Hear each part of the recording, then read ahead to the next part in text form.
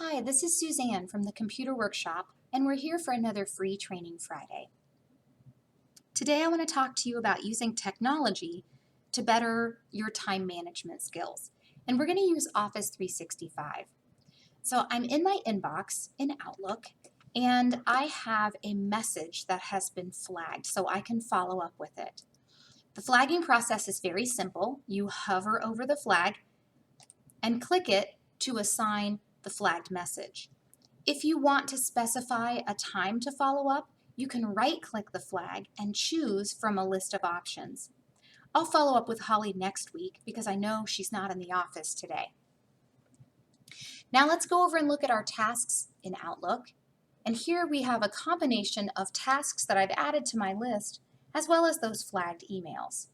I can see tasks for my day, tasks that are marked as important, anything that's planned or assigned to me.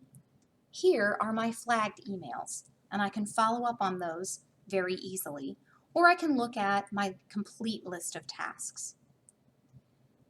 Another place that you might find that you have tasks assigned to you would be in Office 365's Planner. And those are often going to be associated with a particular team.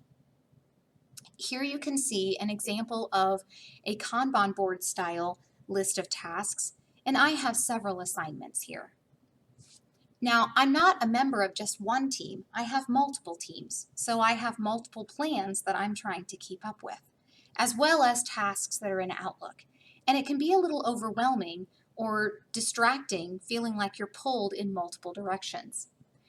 Teams has an application feature that will allow you to view your tasks by planner and tasks, which means I can combine what's in Outlook with what is in all of my team tasks. Here you can see a list of tasks and again, filter them based on your tasks from Outlook, things that are deemed important, anything that is a planned task, anything that's assigned to me. So you can see all of my tasks in one place without having to bounce back and forth from one application to another. And I can easily find what's due today, what's the most urgent, and filter for the pieces of information that I need quickly. When I'm looking at this list, I can filter for tasks that are active or completed. I can also filter by when they were scheduled, if there's no due date, or any keywords that I want within my list. So this is one consolidated place where I can come to find information, and I can even add more tasks to my list if I want to, and those will show up both here and in Outlook. So this is one way that you can use Office 365 to help you manage your time and stay on top of the things that have been assigned to you. Thank you for joining us for this Learn for Free Friday. As always, click like and subscribe, and we'll see you next time.